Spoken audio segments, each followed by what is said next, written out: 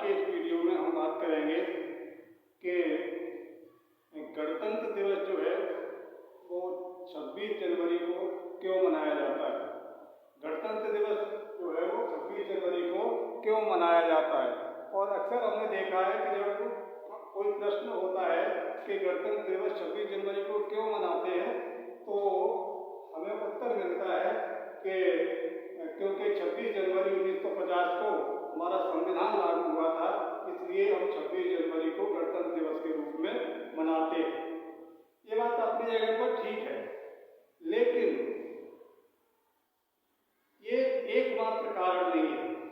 संविधान का लागू होने की वजह से गणतंत्र दिवस मनाते हैं, ये एक प्रमुख कारण है, लेकिन ये एकमात्र कारण नहीं है।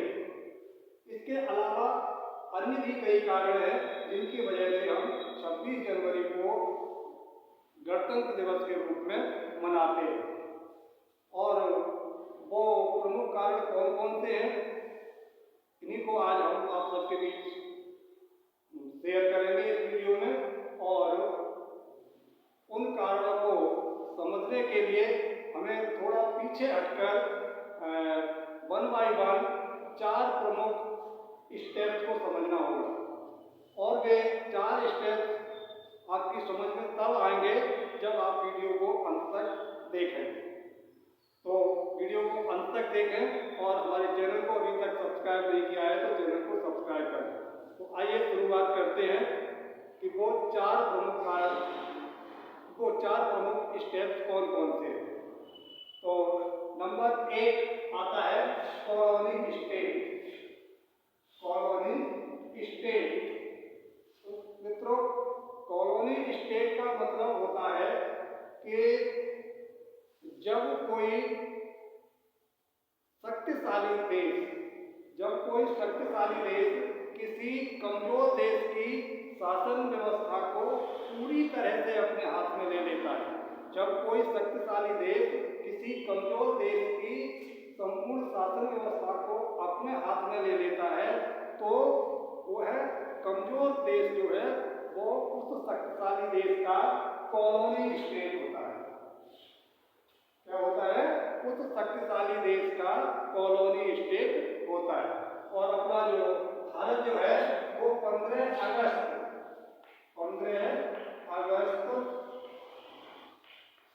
1947 तक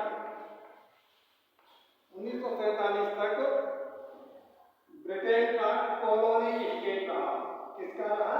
ब्रिटेन का। 15 अगस्त 1947 तक अपना भारत जो है वो ब्रिटेन का क्या रहा? कॉलोनी स्टेट रहा।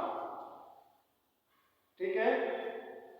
उसके बाद दूसरा स्टेट आता है प्रोटेक्टोरेट स्टेट। प्रोटेक्टोरेट स्टेट का मतलब होता है, हिंदी में इसे हम बोलते हैं संरक्षित राज्य। क्या बोलते हैं? संरक्षित राज्य।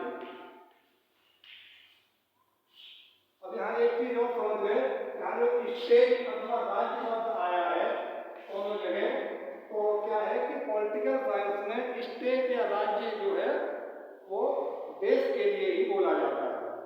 ठीक है। तो दूसरा स्टेट है हमारा प्रोटेक्टोरेट स्टेट।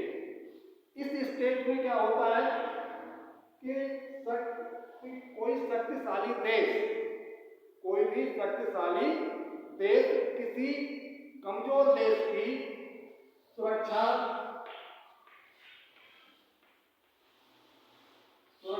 और विदेश नीति जो है वो अपने हाथ में रखता है।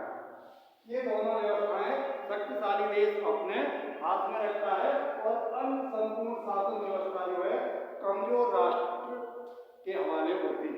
यानी अन्य पूरी शासन व्यवस्था कमजोर देश देखता है, लेकिन उस देश की सुरक्षा और विदेश नीति को जो है वो शक्तिशाली देश देखता है। वो कमजोर देश से कहता है कि भाई तुम कमजोर हो, गरीब हो, तुम अपनी सुरक्षा नहीं कर पाओगे और विदेश नीति को सही तरीके से संचालित नहीं कर पाओगे, इसलिए हमारी सुरक्षा व्यवस्था और विदेश नीति की जिम्मेदारी हमारी है, बाकी सारी व्यवस्थाएं आप स्वयं देखेंगे। और वो हमारे ऊपर आक्रमण माना जाएगा और हम उस आक्रमण का जवाब देंगे। जैसा भी यथोचित करने के लिए होगा वो हम करेंगे। और यहाँ से विदेश नीति की बात है तो विदेश नीति के बारे में कहता है कि तुम किसी भी देश से संबंध बनाओगे या बिगाड़ोगे नहीं। किसी दूसरे देश से, किस देश से हमें संबंध बनाना है, किस देश से बिगाड़ना है, वो जिम्मेदारी हमारी है, वो सब हम करेंगे। और जिन देशों से हमारे संबंध हैं उन्हीं देशों से हमारे संबंध माने जाएंगे। तो ये होता है प्रोटेक्टोरेट स्टेट, यानी सुरक्षा और विदेश नीति को छोड़कर सारी शासन व्यवस्था जो है वो कमजोर देश के हाथ में होती है। सुरक्षा और विदेश नीति जो है वो शक्तिशाली देश अपने पास रखता है। जहाँ तक अपने भारत की बात है तो भारत जो है वो प्रोटेक्टोरेट स्टेट कभी नहीं रहा। भारत जो है वो ब्रिटेन का प्रोटेक्टोरेट स्टेट कभी नहीं रहा। हाँ, सिक्किम जो आज भारत का एक राज्य है, सिक्किम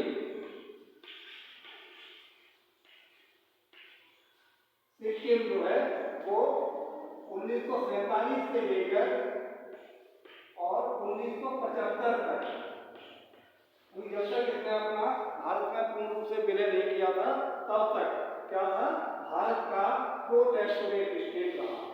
कौन? सिक्किम। 15 अगस्त 1947 से लेकर 1975 तक सिक्किम जो है वो भारत का प्रोटेक्टोरेट स्टेट रहा और 1975 में आके सिक्किम ने अपने को पूर्ण रूप से भारत में विलय कर दिया और वो भारत का हिस्सा बन गया। ठीक, इसके बाद आता है तीसरा स्टेप है डोमिनियन स्टेट। डोमिनियन स्टेट का मतलब होता है अधिराज्य, इसे हिंदी में बोलते हैं अधिराज्य। अधिराज्य, तो इस अधिराज्य में कोई डोमिनियन स्टेट क्या होता है, इसमें क्या होता है कि अपने देश की संपूर्ण शासन व्यवस्था जो है वो कमजोर राष्ट्र के हाथ में आ जाती है। संपूर्ण शासन व्यवस्था जो है वो कमजोर देश के हाथ में आ जाती है। लेकिन इस कमजोर राष्ट्र का अपना कोई राष्ट्राध्यक्ष नहीं होता, कोई राष्ट्राध्यक्ष नहीं होता। इसका इस कमजोर राष्ट्र का संपूर्ण शासन व्यवस्था तो इसके हाथ में होती है लेकिन इसका अपना राष्ट्राध्यक्ष नहीं होता। उस शक्तिशाली राष्ट्र के राष्ट्राध्यक्ष को ही ये कमजोर देश जो है वो अपना राष्ट्राध्यक्ष मानता है। कमजोर यानी उस तक कमजोर देश उस शक्तिशाली देश के राष्ट्राध्यक्ष को ही अपना राष्ट्राध्यक्ष मानता है। तो इस तरह से 15 अगस्त सन 1947 से सबसे 15 अगस्त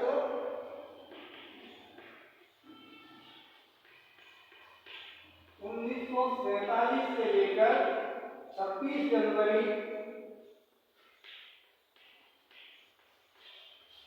1950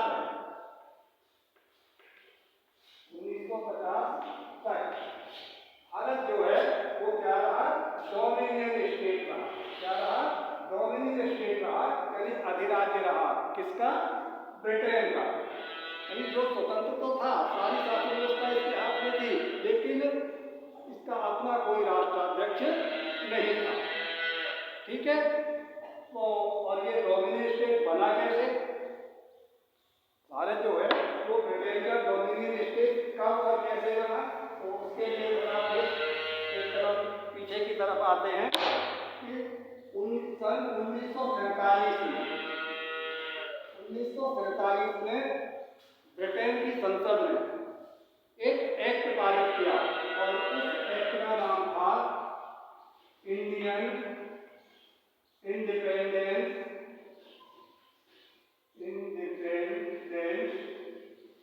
एक्ट। क्या पारित किया? Indian independence act. कब पारित किया? 1947 में। और ये एक्ट जो है वो लागू किया गया 15 अगस्त 1947